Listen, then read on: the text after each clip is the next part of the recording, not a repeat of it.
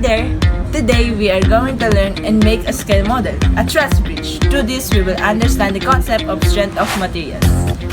In the mechanics of materials, the strength of materials is its ability to withstand an applied load without failure. The field of strength of materials deals with forces and deformations.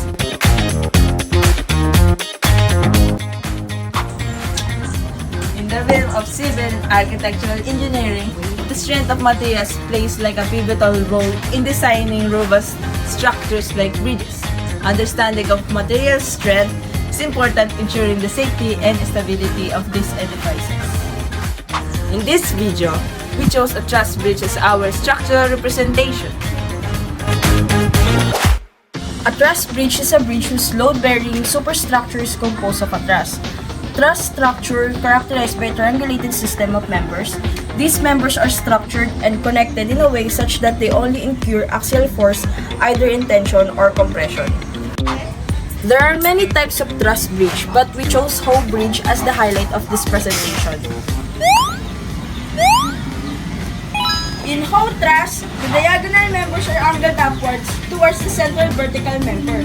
It is a structural system which can carry loads with relatively long spans compared to beams. It's mainly used as bridge structure carrying traffic and dead load and distributing it to its supports.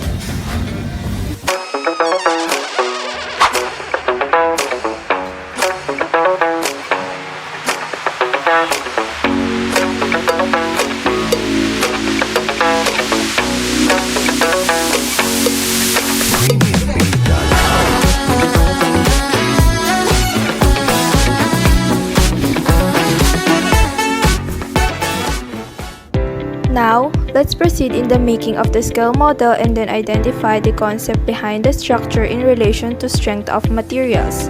For this model, we will use popsicle sticks, glues, glue guns, cutter, and cutting mat.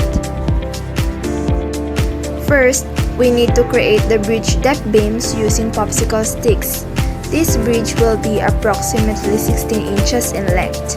The number of popsicle sticks that we are using will depend on how long the bridge is. Next is to create the bridge wall beams, which are the vertical posts. These wall frames will be the same length as the floor. Make sure that all joints of this frame will meet together. After that, let's do the diagonal end post.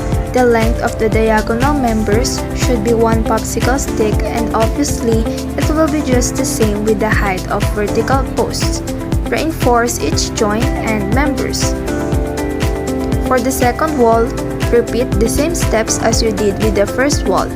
Make sure you use the exact same measurements for equal length of the bridge walls with the bridge deck. Next, add lateral bracing. Each lateral member must connect to a vertical member for the placement of brackets above. Proceeding to diagonal brackets, the lateral members must also be connected to the vertical members attached to the bridge wall.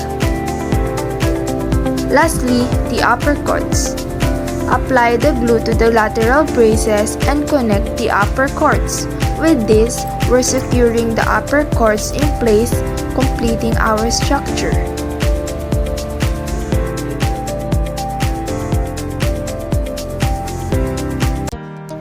To simulate real-world conditions, we applied a load to the bridge model by suspending a pail filled with water underneath the structure. The weight of the pail is adjustable by adding more water, allowing us to incrementally increase the load. This setup mimics the process of testing the bridge's load carrying capacity and helps us observe how the structure responds to different forces.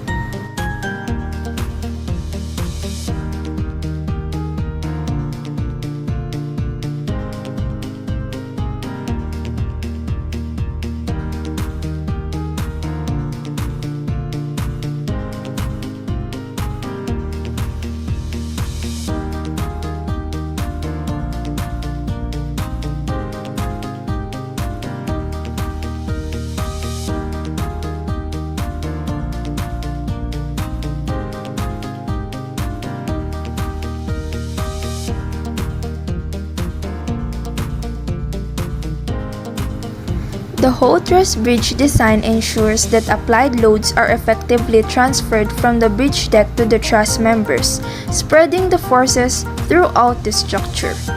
The vertical members of the whole truss primarily handle tensile forces, while the diagonal members manage compressive forces.